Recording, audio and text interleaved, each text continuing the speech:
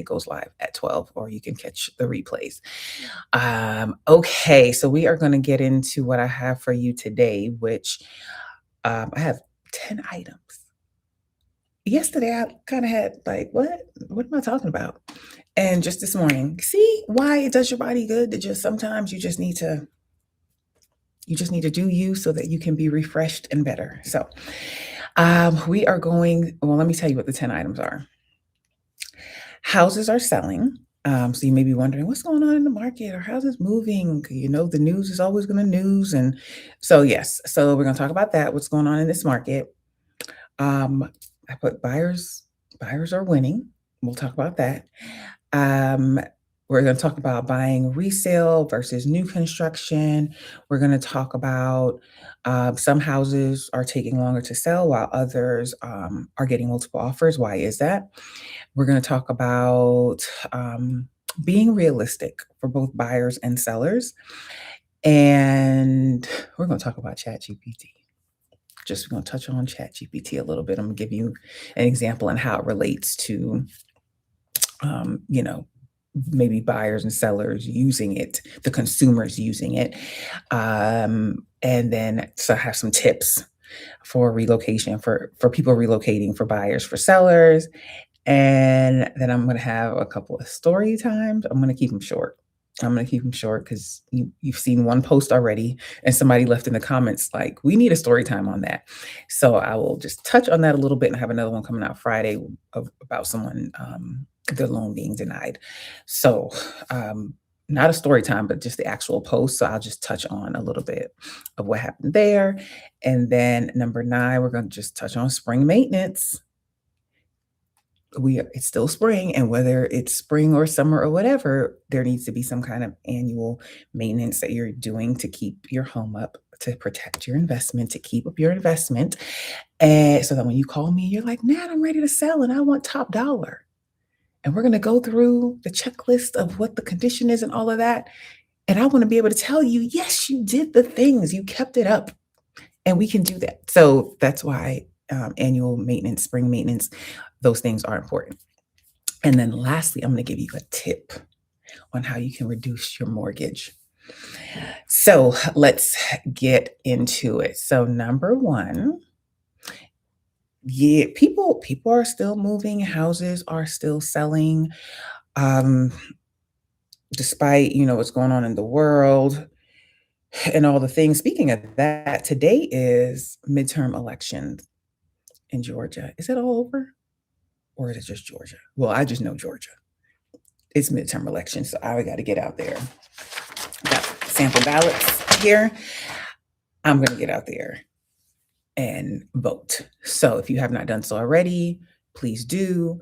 If you did it earlier in,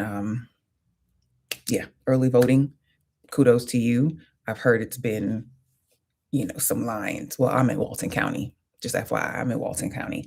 I live in Loganville. I'm in Walton County. So I will get out there and to Meridian. This is just so off right now. Okay. So yeah, some people, they have to move. So they're going to move regardless, right? Other people are relocating. And to them, relocating to Georgia is the move, because where they're moving from, it's way more expensive, so people are going to be moving regardless for that reason. And y'all are gonna see me fiddle with my lashes that I have an appointment for at 3:00 tomorrow. But people are gonna move for that reason. And then others, oh, this is okay, sorry. Others, they are going to make a move because it's regardless of what's going on, they kind of see the value. They're tired of paying rent. We will always still have some that will say, I'm going to wait. I'm going to wait and see. And they've been waiting for years and years and years. Again, buy when the time is right, buy when you're ready. But the market is still moving. Okay. And thank you to those that are on. If you want to drop a question, comment, a hi, or anything in the chat, thank you for that. We are going to go on to number 2. And if you're just getting on, I have 10 items, so you can catch the replay if you can't stay for the whole thing.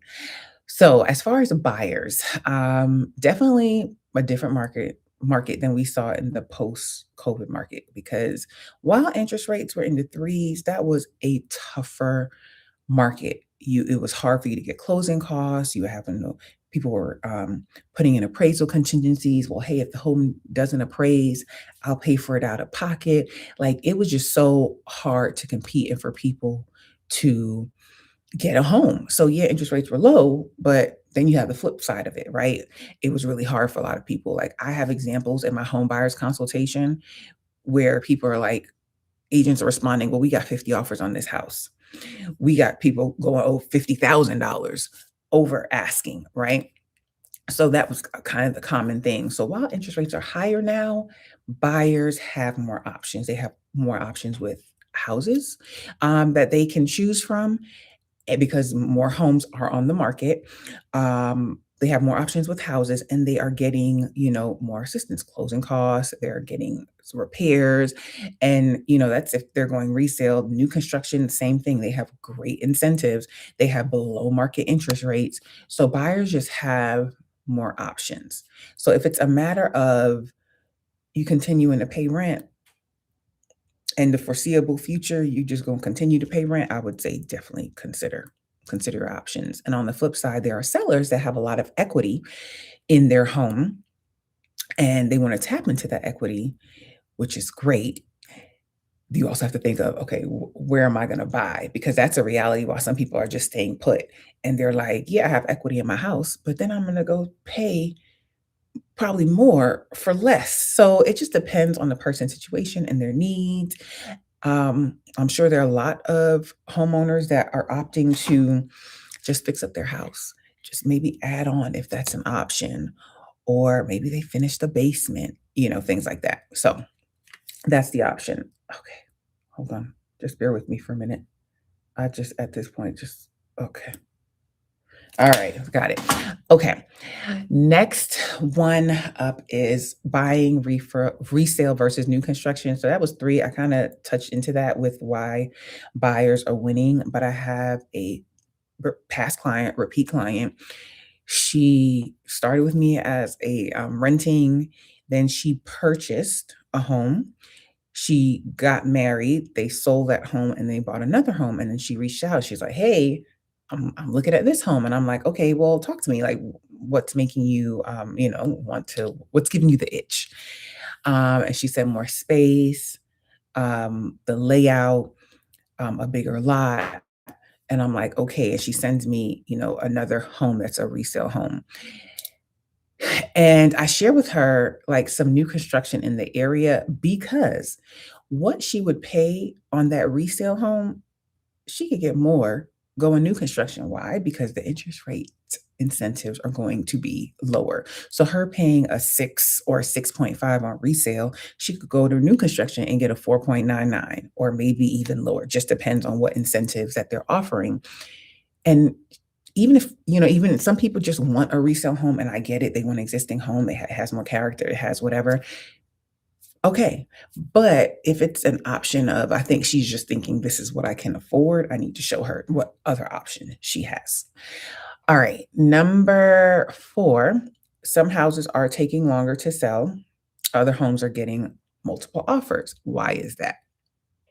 So we're going to say the first one is condition. What condition is the home in? Is it well kept or does it need work? Is it a fixer upper? Um, or has the seller really, kept up with the annual maintenance that I mentioned before? And then the next part of condition is it have they done the major things? Is there a new roof? Is the water heater? Is the HVAC? Are the major components of the house, the most costly components of the house, have those been updated? Or have they just done pretty things like painted and carpet, which you'll find a lot with flips? Investors will come in and they'll make it pretty, but then they'll leave all the originals. The original roof, the original water heater, all those are originals. So buyers will go in and like, it looks pretty, but not realize the big ticket items I'm still going to have to take care of. So when you are out looking at homes, I would suggest consider those big ticket items. And I had a closing, where I think it was end of April, and This client years ago met me, helped her with a rental, and she didn't not plan to stay in that rental all this time, but it was in the Brookwood School District, and her grandson 10 years later 10 years later, he's about to graduate next year. And she's like, "Okay, we need to start making our move now that he will be out of the school district," and she bought her first home. 10 years later, but it was the right time for her, okay? So, the reason why I brought that up there is because the seller replaced the roof. So she got a new roof. Aside from them pretty much keeping it up, she got a new roof from it. So that was a huge plus. Okay. The other reason why, some homes may be taking longer than others to sell is the location. Some locations, the houses are going to move. And then under that, I have schools. Normally, the location and the schools kind of, like line up. The sought after schools, the higher rated schools, people want to be in those areas. Those homes tend to move quicker than homes that are in lower rated schools. And how do you find out about schools? There are websites. You can go to greatschools.org, niche.com, and there's some other ones. So you can put in school ratings. I know I have a video on that, and I will say on the flip side to that, yeah, I say it in the video, like, yes, school ratings are school ratings, but they're not everything.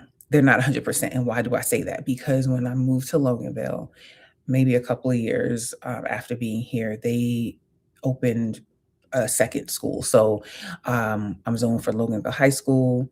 Speaking of Loganville High School, Brookwood is a very sought after school in the area. Well, not Loganville, but just in Gwinnett County, I should say. And when I looked at their ratings on Great Schools, I want to say they were a 9. When I looked up Loganville's high school was also a 9. And people always say, "I want to be in Gwinnett. I want to be in Gwinnett." Sometimes consider other schools outside of that because they are just as great, right? And another sought after school is Grayson High School. I cannot remember what the rating was, but I know they weren't as high as Brookwood and Loganville, but people seek out, Grayson as a school. All of them essentially are good schools, but when people get so caught up on ratings, um, yeah, I'm just bringing it up for that point. And then also back to the story, it was Loganville High School, Loganville Middle School, and then it was Bay Creek Bay, no, yes, it was Bay Creek Elementary School. Then they opened a Loganville Elementary, or was it always Loganville Elementary and then they branched off? However the case, the area now had 2 elementary schools, right? And because they were already at Loganville Elementary, so it must have been Loganville Elementary. They gave us the option. You can go to this new one if you wanna keep going, but you're gonna have to, like, drive them and do all of that. And I was like, "No, they can go to the one now that they are supposed to be zoned for," which was Bay Creek Elementary, and the rating was low. It was like a 4 at the time. I just checked the other day, and it's at a 5, and I'm like, "Why is the darn rating so low?" Because I've had 2 2 or 3 kids go through there. Definitely 2. Did my son go to elementary here? Yes, he did. I have 3 kids go through those schools, and I mean, they do well and they excel. Is it because it's the child and not I don't know. I know teachers there. I don't know why the rating's so low, but the school is still great. So I just share that to just take that into account. Yes, ratings matter. Now, if you say the school's a 2, and then that's another tip here. Look at the elementary, the middle, and the high school. If they all are pretty much on the higher end, I would say you're safe. It's a good call. But if you got the elementary, the middle, and the high school, a 2, a 3, and a 1, yeah, that might be a telltale sign. So just keep that in mind with schools. All right, when it comes to also the type of house, what can affect why some houses are moving faster than others? Is it a single family or is it a townhome? Because townhomes, I feel like, are less in demand than single families. When you have families that want more space, normally the progression is apartment, townhome, and then single family home. And then they want to leave the start a single family home to the single family home, maybe outside of an HOA or that has more land or whatever. So that's the progression that you see people make. So maybe that could be a factor. How well the home shows. And this is for the sellers. Like it matters. And it matters attracting people online and then also when they come through the door because we're seeing a lot now with virtual staging. So it looks good initially, and then when they get to the house, it's like, oh, it showed way better in pictures. So that's another factor in why some homes sit longer than others. Any other, and then price. I've I've always been taught this in real estate that price cures everything. You drop that price low enough or high enough, it's the house is gonna sell. So it's like a balancing act, like a tailored marketing strategy for each house that sells. Um, yeah, it just depends. It's several factors involved. All right. Next up, we're on number 5 and we have 10. Number 5 is being realistic for buyers and sellers. So, sellers, being realistic in knowing, for example, um, one of the people that I've closed with this month, um, they actually they did a dual move. So they sold and bought, but they bought first and then they sold. So they bought in December and then they, did some things in the house and then they got it ready to sell. So we sold the home. So looking at the comps, the comparable homes in the subdivision, the area, they were priced, let's just say 380. I'm just going to use that as an example. 380. Um, then you have the seller that lists his house at 400 and everything else is around that 380 mark, but this seller lists for 400 or maybe even 415 because this seller believes this house is better than all the other houses. Granted, there could be they updated every single thing better than the other houses, but if their house is comparable to the other houses that are on the market, why would a buyer pay 20 to $30,000 more for your house just because that's what you want? Like it doesn't work like that. Sellers, you have to be realistic, right? Because you have to sell the house twice. You have to sell the house to the buyer and you have to sell the house to the appraiser. So you wanting what you want is not a reason for the house for you to just choose a list price. And if you ever see a house out there that is just overpriced, it could be two things. It could be one, the agent didn't advise the seller properly or truthfully because some agents are just so happy to get a listing. Like, just get your sign in the yard. No, no, and that's a waste of time. Like, we are not in the yard sign business. Like, we just don't wanna put yard signs because it's work that comes along with that, and doing that work for a house that you're gonna have a hard time selling or somebody's not realistic in selling, that ends up being a waste. So, um, what was the point that I was making there? I've been doing good at, kinda staying on track, but the point I was making there don't remember, but I'll probably come back. But essentially, like sellers, you have to, you know, be realistic. Um, Buyers being realistic. And I think this is where working with an agent that can help you and advise you and help you understand because I'm encountering and I just see it often where people have in their mind and they're telling me, well, I want this, this, this, and this. And I'm going to give you an example. So remember we talked about in number 4, we talked about why some homes are selling quicker than others, right? So you tell me that you want to be in the highest rated schools, right? You want um, new construction, but you want a lot of land. So we might start here at a big pie, right? But when you tell me your criteria, we're starting to move in and in and in, and it's narrowing down. And then you tell me I'm approved for $300,000. There's a circle. The circle just went like that. I'm like, all right, we got to make some adjustments to get this circle back, right? Because saying you want to be in the highest rated school district, because those homes, remember I told you that they move quicker, they go faster because people want to be in those areas. They also cost more money. So you told me that. Then you told me you want new construction with a lot of land. That is not the majority of new construction. So that cut down the pie. Let alone if you tell me you want to be in a specific school district with those criteria. So it's like a dance. It's like trying to we have to make some adjustment somewhere. So where are you willing to compromise? And then telling me 300,000 for new construction. You probably want a single family, and then you want a single family home with some land. That price is not realistic. So being realistic, I would say you can have your wants, your wishes, or your must have and your wishes, but just know that your agent is going to talk to you about, okay, what is realistic in this market and what you're saying. And if something is not aligned, all right, here's some adjustments we can make. Is it, do we increase the price? Do we consider other areas? Do we consider resale because you want more land?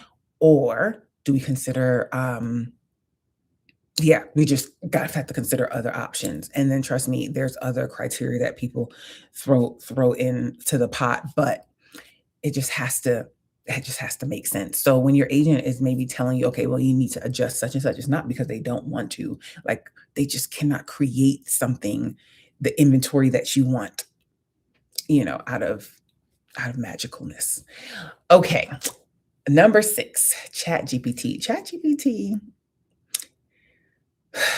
My feelings about ChatGPT is that years down the line, it's about to be iRobots, right? This is how it started. That's my feeling. But I also see the wonderful things that it can do and how it can save time and cut down. So I see the goodness of it, but I also know humans, and humans are going to human. So the point I'm making here with ChatGPT, though, is that I had a buyer, actually closing with her today, and put her she goes to ChatGPT for everything. She said that is her best friend, and she put me onto some things because I don't know if we're connected on Instagram, but she wanted a fixer of her house, so it was a resale house. She put the picture of the house and told it to modernize it to do such and such, and it brought back like here's what it could look like. And I was like, oh, that's nice. So that was a great feature. She also took the inspection report and put it in ChatGPT, and ChatGPT came back with a list and asked for every item. I was like, we're not doing that. We're not doing that. That's that's not that's not what we do. Right. So while ChatGPT may be great in some things, and we're not great in that area because you're not asking the seller for everything on a home inspection report. And I had to remind her, remember when we did your home buyers consultation, we talked about these things. We are looking for, the system related things, the big ticket items, not every little thing on an inspection report. And then when I talked to her, she was like, yeah, I really don't really want this stuff. This is what chat said. I was like, nope, come on, let's just come back to humaning. And we're going to go through this report and we're going to identify what we're going to ask for and all of that. So it worked out great. I mean, she got a hefty credit. The seller's actually paying one of the invoices at closing. So it all worked out. But just sending every item to a seller to say fix it, no, that's not realistic. Okay. Um, the other thing Chat told her, right, with some of the repairs, ChatGPT told her that some of these repairs are going to be flagged by the FHA appraiser. That was so wrong. I'm like, no, it doesn't work like that. FHA, the appraiser is not coming in and doing a home inspection. A home inspector is there for like 2 to 3 hours on a home. The appraiser is in there for like 20 minutes, if they're even there at all, because some of them are doing the drive-by desktop appraisals type things, right? So the appraiser is not going through the house with a fine-tooth comb, but ChatGPT told her that the appraiser may require some of these repairs. So granted, the appraiser can and will call out some things. They're more looking at safety related items like the house is missing smoke detectors, the windows don't open. Do they test the windows? I've never had them call out windows, but it's more of a safety aspect. I guess if they did check, I mean, they would see, they will call that out. But if they see sockets that don't have covers on it, that's a safety thing. They'll call things like that out. I once had them call out a stove, one of the burners, either the stove wasn't turning on or whatever. It turns out it just needed to be plugged in. So again, they're not inspectors. They're not as detailed. They're not going about it that route. So ChatGPT was wrong in that area. So while ChatGPT is great in some areas, humans, you still gonna need to work with a professional. Um, so yes, that is my share there. Number 7, I am going to give you some tips, and these tips are just going to be off off of the dome. I am just gonna take a look at some clients I've been having the pleasure of working with or have closed with, and I'm just gonna pull out like a nugget or something from each one. So, the first one, I'm just gonna say this. So this one, as far as a rent, it's goes on the lines of a rental. So people that are renting. No, I do not work with renters. I'll do the lease listing side, but I don't know if I have a video on this channel about that. I have worked with renters in the past, but sometimes renters can be as much or more work than working with a buyer. So I just choose to use my time more wisely and efficiently now and just try to have a lane and stay in my lane of what I am, specializing in, because some agents want to be the jack of all trades and they are like literally doing everything, every area, commercial investors doing all the things, and that's good for them. I find that it works better for me to have, specialty. I am going to make some consideration because possibly, and I say possibly, I haven't decided, because I am having some people that they're relocating and they want to come here and rent first. But I still think I'm just going to connect them with a colleague that has the time and has a system in place to actually work with renters. Because the other flip side of that is like renters can be wild cards. If you just say, I'm just going to work with renters, like they are reaching out to agents, they're reaching out directly, they're reaching out. It's just like, so yeah, that's why. But the tip there with rentals, like rentals in Georgia aren't cheap. So it's not like, okay, I'm gonna come and pay $1,500. If you can find a $1,500 in Georgia, that's not, in a sketchy area. But I think a fair amount for a single family home is probably gonna be you're in the 2000s, closer to the 2000s, which you're there for mortgage, depending on what you're buying. So, just keep that in mind when it comes to rentals. The next one I'll tell you is, yeah, help this couple relocate from out of state. Relocating can happen quickly or can happen over time. A couple of these people that I've worked with and worked with in the past, like they contact me, they've already found the home, they have an idea of, or they found a community, but they still see the value in having an agent. And here's a great example because um, they were also selling where they were moving from. So, and then they had work and packing and all the things. So them making several trips back to Georgia was not ideal. It was not in the cards. So they essentially needed an agent that was going to be their eyes and ears on the ground. And I later found out that they had, or they were, working with an agent initially, but the agent where they wanted to be, it was too far, and she really wasn't experienced in new construction. So they ended that. And then they ended up contacting me. And it worked out great. It worked out so well. Something came up during the inspection, and I met contractors out there for them. So I was just really their eyes and ears on the ground. So just know that all agents aren't experienced in everything. So, and even if you're like an investor and you're like, I want to work with an agent, I'm going to refer you to somebody else because that's not me. And you should appreciate when somebody puts you in contact with somebody that is more tailored in what you're looking for. Um, all right, let's go. I helped another couple relocate and they moved from New Hampshire. That sounds no, I think it's New Hampshire, and they are now in the Alpharetta area, and they bought an existing home, and this home is so dope. This home is one home where I was like, "The pictures don't do this home justice." The home showed better in person than the pictures did. That doesn't happen all the time in real estate. All right, next tip. I think I already told you this one because we started out 10 years ago helping her with a rental, stayed in contact. Fast forward 10 years later, that's such a blessing. Thank you, Lord, to have, relationships like that. Um, that as you can see, I'm just not a transactional agent. Like, hey, I close with you, you'll never see me again. No, not that, not over here. So yes, she got her ranch. It has a sunroom. She has her nice yard, and she's not in a rush to move. So she's taking her time and she's making the updates and fixing it up. And if you saw the closing pictures, the closing was so cute. The seller wrote her a note.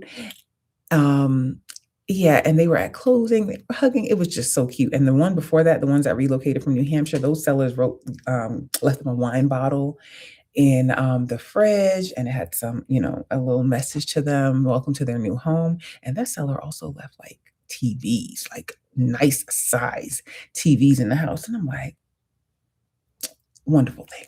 Wonderful thing. Win, win, win. All right, next up. This is the year that I'm going to say this is the year. We're not even halfway through the year, but I have another repeat client started around the same time. Them, and the other lady I just said that got the ranch.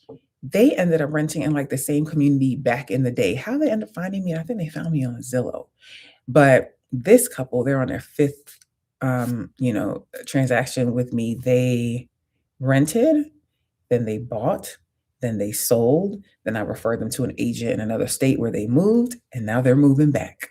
Um, so I so appreciate them. Um, what's the next one?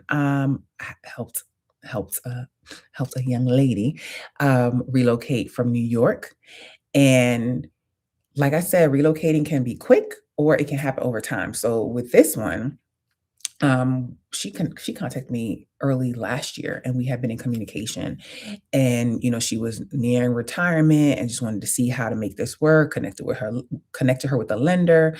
So if you have a goal, a real estate goal in your horizon, yes, you can start having the conversations, like how do I make this work, start putting a game plan in place, a timeline in place. So she's here now. She is here and she is closed and she is retired and she's going to enjoy her next chapter with her family. And is there anything else? Any other nuggets I want to share? I'm sure I'll remember something. Okay, I'll leave that there. Okay, number 8, and then I have 2 more quick ones. So number 8 are the quick story times. So one of the posts that I did maybe 2 weeks ago, it says "terminated" on the post. And when I, posted it, somebody commented, "Hi, good afternoon, Sharita. Thanks for stopping by." When I posted that, somebody left in the comments was like, "Yeah, we need a story time." So I think I'll do a video on it. It'll probably be on my agent only channel. Speaking of that, if you know anybody looking to get into real estate, available on Amazon. This is the ugly side of real estate for agents and the ugly side of real estate for consumers. And real estate isn't always pretty. But with the right insight, it doesn't have to be ugly. So definitely sharing some insights and to just buyers, it's going to save people time, money, and stress. Because I find that a lot of people just jump into it wrong or without guidance. Trust me, I was there.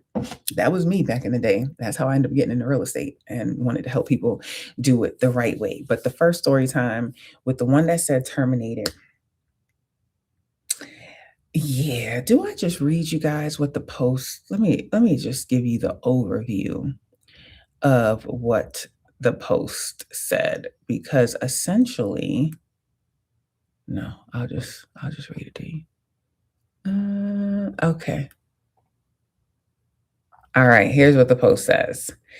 Today would have been closing day. That's May 1st. I show you the win, so it's only right that I show you the losses too. Sometimes a buyer will terminate a contract and move on to find a home that is a better fit, and that's okay. In this case, I also decided to walk away. Yes, I decided to fire this difficult client. The stress is not worth the possibility of getting to the closing table. And yes, the red flags were there from the beginning, but I pushed past them trying to be more patient. Lesson learned. As I share in my book, At the Ugly Side of Real Estate, and that's this one for agents. Real estate isn't always pretty. Not every client is meant to be your client, and protecting your time, peace, and business is your priority. Trust your gut. All money is not good money. Time is the most important thing that you can spend, waste, or give. And the right clients will come and they will be a joy to work with. So that's pretty much the summary of it. But this person was referred to me, and the signs were there from the absolute very beginning. Why? Why did I push past? Because I was, trying to be more patient. Maybe it's just me. Maybe I need to explain it more. Maybe I need. Yeah, it wasn't that. When I tell you every step of the way, what is I thought I was gonna say the word, he's a contrarian, but it's that might be one of the words, but there might be another word in it too. Like, he just had to make everything difficult every step of the way.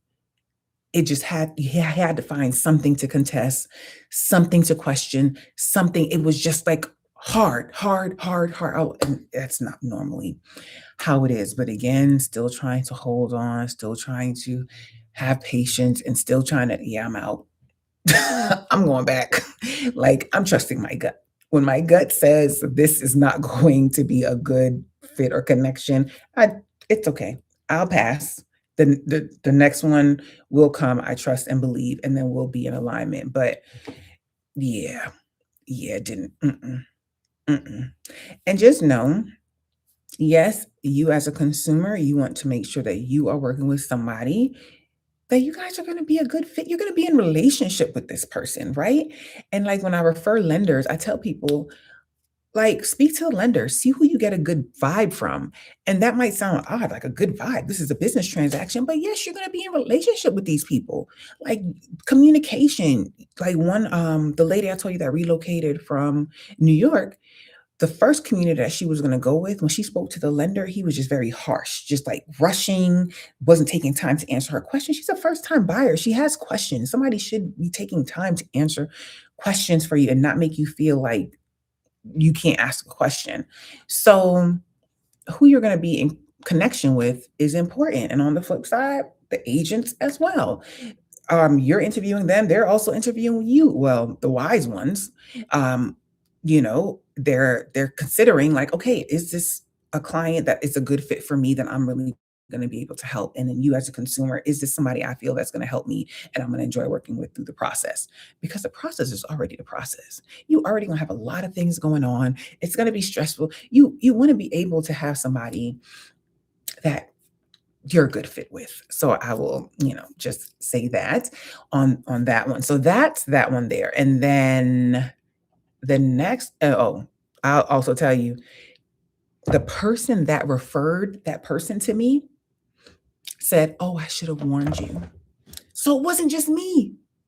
That's when I knew I'm not crazy. It's not me. The person said I should have warned you. So he ended up telling me like this person is just that person in the family, that hard, difficult, challenging, miser type person. Like that's just that person's personality. Had they would have told me that in the beginning, I'd have been like, I'm okay. I'm good. Thank you, but I'm good. But apparently God felt like I needed that reminder. So here we are.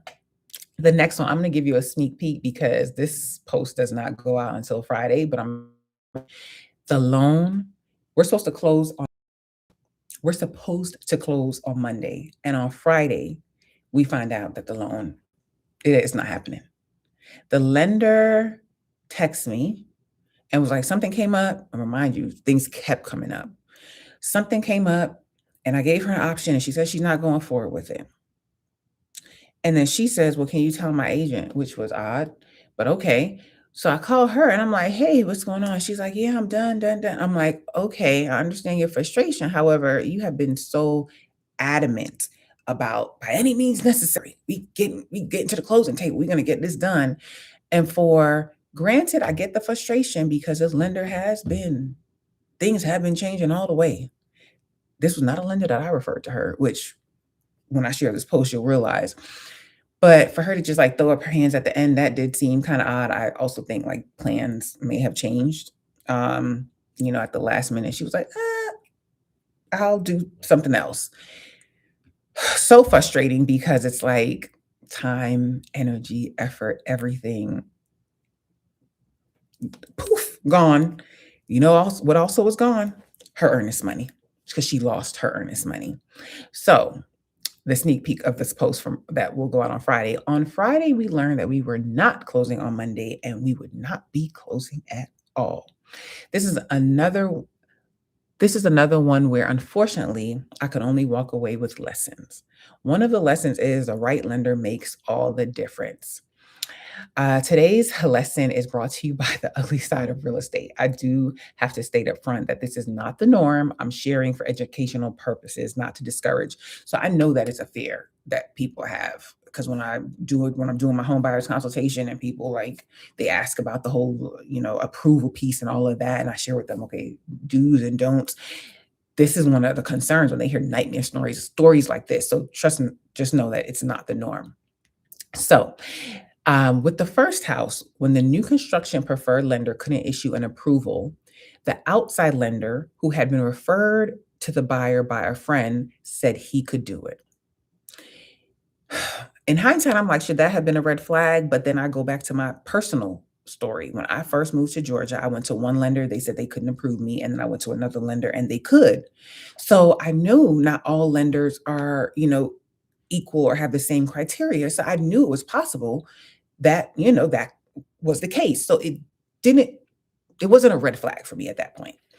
So with that new construction, and this is just one of the things that just FYI, if you didn't know, if you're using their preferred lender, earnest money is one amount. If you're using an outside lender, the earnest money is this amount. So with this builder, if she used the preferred lender, the earnest money was $15,000. And if she used an outside lender, it was $30,000. So before even having a conversation with me, she sent them the $30,000. Thankfully, it was before we even got to contract signing because you will find that some builders, their process is send us the earnest money so we can lock it in and then we'll work on the contract. So when she said money sent, I'm like, wait, hold on. Remind you, you don't know, but we had been out during the day looking at properties. She had a drive going back home because she was coming from several hours away. That evening, I got home and then I saw, oh, she sent the money. I'm like, okay, wait, hold on. Let's have a conversation. And the heart to heart I had to have with her was, if this lender, this outside lender does not come through, you will not get back your money. That is $30,000. That is some people's full-time salary, right? So from there, she was like, all right, we did a conference call with the lender. And his first question, I should have known there, he was like, well, why is earnest money so high? Okay, because she's new construction and she's using an outside lender. So I don't know if he's not familiar with that piece of it, right? So I'm like, are you sure that you can get this done because of XYZ? So we go through the conversation. He was like, yeah, everything's looking good, but let me get back to you tomorrow. Okay. So by that time she slept on it and she was like, okay, I'm not going to go forward with the new construction. Let's get back the earnest money. So thankfully, because we hadn't done a contract, she got back her earnest money. But just know, once you sign that contract and they have their earnest money, you're not getting it back. So I tell people when they're going new construction, you want to be sure. You need to be sure. Right? So, okay, let me keep going. So I said, I lost sleep over this and cautioned the buyer against moving forward because if the outside lender didn't come through, she would not get back her $30,000. The buyer wanted to be loyal to the lender with whom she had been working with, which I respected because in my best breezy impression, some of these clients ain't loyal. So I appreciated her loyalty because other people, they would just jump ship. They would just jump ship at the quickness. So I appreciated that she wanted to be loyal to this lender, but then I also had to remind her this is $30,000. So she moved on from that, got back her money, and now we are second house. Um, and now she's going resale. And now she's staying more within her initial approved budget. So I'm like, okay, good. So this time, it's a resale, it's an existing home. During the loan processing, the plan kept changing. The lender kept coming back with, oh, we need to do it this way. And oh, this came up and we need to do it this way. And this, so that kept happening. And that was frustrating her, right? Which sometimes that happens. So was it a red flag? Not really. Like the flood, or not flood insurance, the homeowner's insurance quote came in higher than what they estimated. So that affected her DTI. Things like that do come up. So it wasn't a huge red flag. But the other piece, and then I realized that when you're in a transaction, your agent, your lender, you guys should be functioning as a team. And it was really like her and the lender over here in communication. And then I felt like I was on the outside and like I would just find out about things like after the fact. It would have been helpful had she included, like, hey, just here's my plan. Granted, I'm not the lender. For certain things, I'm going to refer you to a lender, but just kind of certain things that I ended up finding out after the fact. I was like, well, why are you doing that? Well, why are you doing that? Like, why are you guys going that way? So I just felt like on the outside, right? So anyway, back to it. So with the last change, during the loan process, the plan kept changing, but there was always assurance. He always reassured he can get it done. And she was always like, by any means necessary, if I got to bring extra money, I'm gonna get it done, whatever, whatever. So with the last lender change, the buyer gave up, super frustrated and with no more confidence in the lender, and probably some change or of mind or plan, because I just feel in the gut that something changed on her end, because she was going so hard all the way through. It all went up in flames. Despite additional efforts through the weekend, the buyer was done, because I've had that too, where buyers are just, they're overwhelmed in emotion and they just need a minute to think. Because remind you, you're gonna lose your earnest money. Granted, it wasn't 30,000. This time it was 5,000, but you're gonna lose that. You still have to move. So now you're gonna move and rent.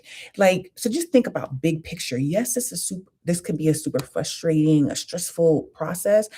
So I just wanted to give her like time to think and consider options and do all the things. But for some reason, all of a sudden now the flip switch and everything was a hard no, which again was odd.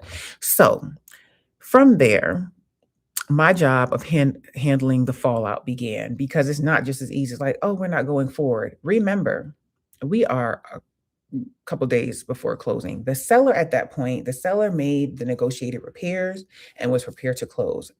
While it sucked, just they will relist and they'll be able to sell their home. So they will get the house sold again, but it is extremely inconvenient. And of course, they were not happy at all. The listing agents were among the most professional from the beginning. They even advocated for some of the repairs during the inspection process. They were like top tier agents. So I hated that this happened to them after they went so hard. But I know they'll rebound and they'll be blessed tenfold, just from how they handled this situation. But the seller could have pursued the buyer um, for additional damages. So that's why you need to read your contracts. However, and when you might be saying, well, Nat, she couldn't get approved. The lender gave her an option. She just decided not to go forward with that option. So there was options there. She just didn't want to do it anymore. Um, Number two, the buyer lost $5,000 in earnest money, including inspections and appraisal costs, plus the whole emotional side. She had a whole emotional piece to this, moving family, relocating, all this. So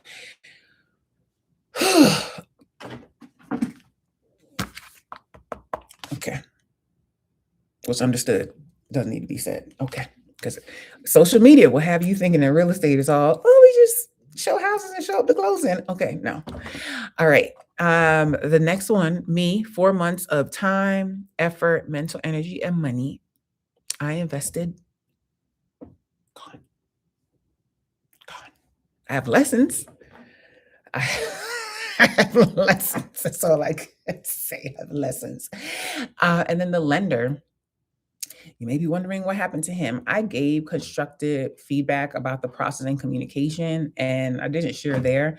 Like every communication, it felt rushed. It felt like he didn't instill confidence. And just on a professional side, I told him, like, "I don't know if you have a lot going on," because he would say it, "I have so many deals going on. I have so much such and," he would say that. And I remember one time the buyer thought that he was discussing somebody else's file with her. And he's like, and she's like, "Well, that's not even me." She was under the impression. I don't know if that was the case. I wasn't on the call. But I'm like, maybe you need to slow down. I gave him a little I gave him kudos, but then also not, because he would be available all the time. 9 PM at night, he would answer the phone in the quickness. You hear his kids in the back, his family. And while you as the consumer may think that's a good thing, I see why he feels frazzled and why, he just feels rushed all of a sudden. And that's why my buyer brokerage and in my email signature, I share people my business hours are from such and such to such and such. Yes, sometimes I'm working earlier, sometimes I'm working later, but I run my business like a business. Like nobody can operate 24/7 burning, what is it? Burning the candle at both ends. Like you need some time to reconnect, recharge. Hence why I didn't do this live last night and why I feel better this morning because I took time to exercise and just to get some me time and some sun and some nature and all the things. So I felt like I just needed to give him that professional, like, hey, just maybe you need to just pull back a little bit because this is how it came off. And granted, he acknowledged it, but he didn't really say, like, well, this is why it happened. He never said that. So I still don't fully understand why this thing went downhill, but that is the situation. So when you're wondering, well, why do, people not close after going through the whole process? Here's an example. Not to mention she was self-employed. Some employed people already have a more, what's the word? The criteria. Like W-2, you get W-2, it's easy. Self-employed people have to jump through more hoops when they are going to buy a home, and especially because self-employed people, I am one, we can write off a lot. And yes, that is helpful when it comes to the amount of taxes we have to pay, but that is not helpful when you want to get approved for something. Because if you made $100,000 and you wrote off 50, you now are qualified on $50,000.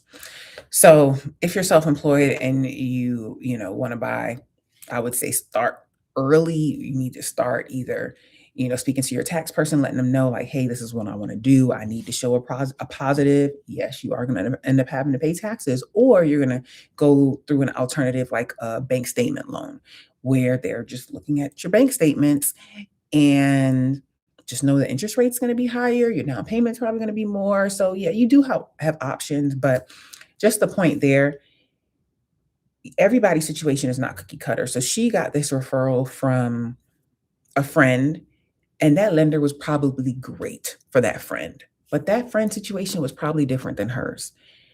So that could be a reason why it went that way. Yeah, there could be many, but yeah, this is an example of why deals go up in smoke, transactions go up in smoke, people's plans don't work out how they initially thought. All right.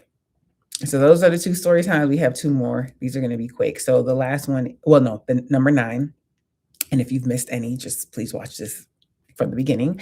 The replay will be available. It is springtime.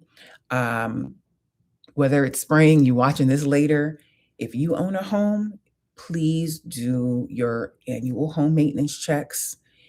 Whether you do it by quarter, you do it annually. Like for myself, I'm noticing when I'm, pulling or, pull into the driveway, I'm looking at the garage, I'm like, all right, we need to go back with sealer. Like I can see the wood, we've been in this house now for 10 years. I can see the wood um kind of opening up. Like, is it fissures? I don't know. The wood's getting old. I don't know. And over time, water hitting wood, it's just gonna happen. That's one of the common things that I see on inspection reports, and I have a video about that, 12 common things we often see on inspection reports.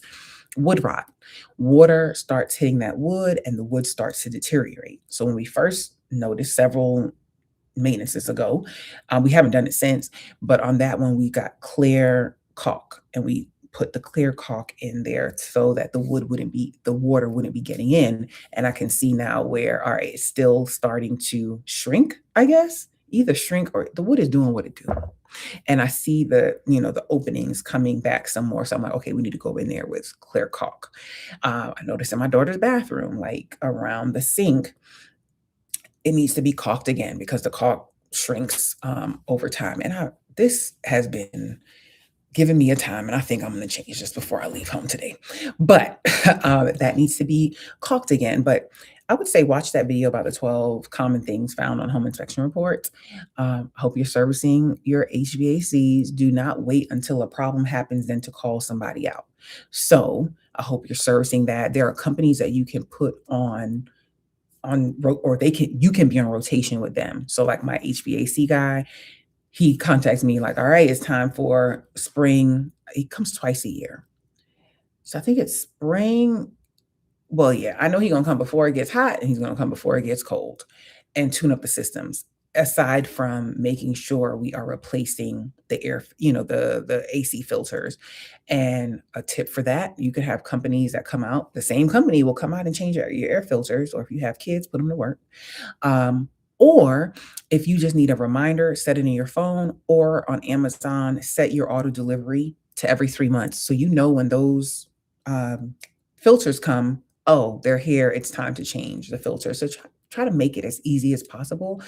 And it seems very minor, but over time, not doing these things are reasons why homes deteriorate.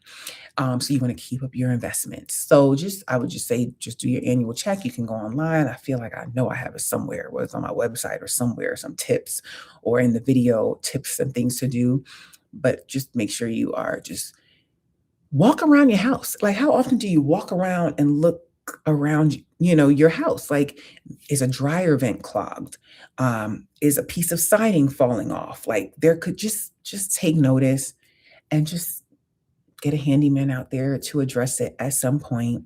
So those are the tips there. Just make sure you are keeping up your investments because owning a home is the largest investment that, the average person is going to have. And I want people to, when you call me like, hey, I'm ready to sell, or I want to turn it into a rental, or I want to pull out equity, like it gives you options. So I don't want you to just buy it just to buy. Yes, yes, of course, I want you to have a nice place to live and all of that things, but it's also what can it do for you in the future down the line. Okay, so we want you to keep up those investments. So yes, I think you're good there. And then the last one, this is going to be my last tip, and this is really from a lender. I've heard different things over time, but this is just the last one. The last way that was told at a closing to reduce your mortgage. Did I say lender? It was closing attorney. But closing attorney, he said, make one extra payment. Making one extra payment per year reduces the mortgage by 7 years. Listen, I am not the mortgage person. Okay, but I'm sharing what the closing attorney shared with me. So he said making one extra payment per year reduces the mortgage payment by 7 years. He said apply it to the principal. It reduced, maybe I took that note wrong. He said it reduces the interest. Maybe it's right, maybe it's wrong, but just do your due diligence and research on that. He said it's most effective at the start of the loan. I've also heard like some people like kind of making two payments in the month and not two full payments, so like breaking up the payment. Do your research on that. There are options out there, but I just wanted to share that tip with you. And I did it. I did it. I actually went over an hour. Yesterday, I was like, what am I going to talk about? And today we went over an hour and I'm over time because my video went live at 12 and I was supposed to be finished by 12 just because. But anyway, next, when you get off of here, please go check out today's video, Woodland Hills by Reliant Homes. This one's in Loganville, Georgia. If you have any questions, don't hesitate to reach out to me. If you call me and I do not answer, please send me a text, leave me a voice message because I don't know about y'all, but these robo spam calls, ridiculous, like ridiculous. Oh, and now you probably don't know. Hey, oh my gosh, I haven't seen you in ages. Maurice. Okay, cool. No worries. The replay will be there. I appreciate you. Look, what was I about to say? What was I about to say? Oh, I was going to tell you that you guys may not know this, but then also the scammers, they target the agents. So two things. One, I'll get a text message that says, hey, Natasha, this is such and such. I'm interested and buying, can you give me a call? When I call, it's investors and wholesalers, because that's what they're taught to do. Reach out to agents and get a connection with them and get on a list so that you're the first one that they'll share properties with. I'm not interested. I mentioned earlier, investors and working with investors is not my what it's not on my lane. It's not my lane. Will it be one day? Mm, maybe, maybe not. My experience of working with investors, like, you really have to be tailored and have a plan, because nowadays everybody thinks they're an investor, and you could be out here spinning wheels with people that really don't even understand the process and all of that. So when I do, and if I do embark in that lane, I want to be have my systems and everything in place to know who I'm taking on and who I'm working with, because investors will reach out to 5 different agents and have 5 different agents out here working for them. Only one of them are going to get paid. That is not a good use of time. So that's one that they'll do and get you on the phone. Oh, the other one is people will book on my calendar. Vendors will book on my calendar to sell me whatever their product because I'm not answering the phone. Yeah, that goes well. And then the last one is, and I don't know if this is just real estate, but just be aware. People will send emails again. Hey, Natasha, we're looking to relocate. Um, can we hop on Zoom? I had another one. Can we do a Google Meet? And it sounds it's gonna sound weird when I say that sounds so odd to me, because on one hand, it's like you wanna get people on the phone, you wanna get them face to face, so that's looks like a plus, but when somebody doesn't wanna get on the phone, like, I'm like, "Okay, I'm not avail just call, like, can we just get on the phone?" Because normally my process is we have a phone call, we have a phone call, we touch base, just an introductory call, and then if we're gonna go to the next step, then we'll schedule your home buyer's consultation. But for somebody you can't even get on the phone, you want to get on a video call, it seems odd, and I can tell you stories about that. But what I ended up finding out by a closing attorney, um, their play is once they're going to send you the link to hop on. So if anybody sends you a link, be cautious of that, regardless of what it's for. You can hover over the link. I didn't know that. I learned this. You hover over the link and you can see if it's really from zoom.com or whatever, or if it's like she said this one said like zoom.evicta dot something. Like it had like some kind of masking in it. She was like, yeah, this link doesn't look real.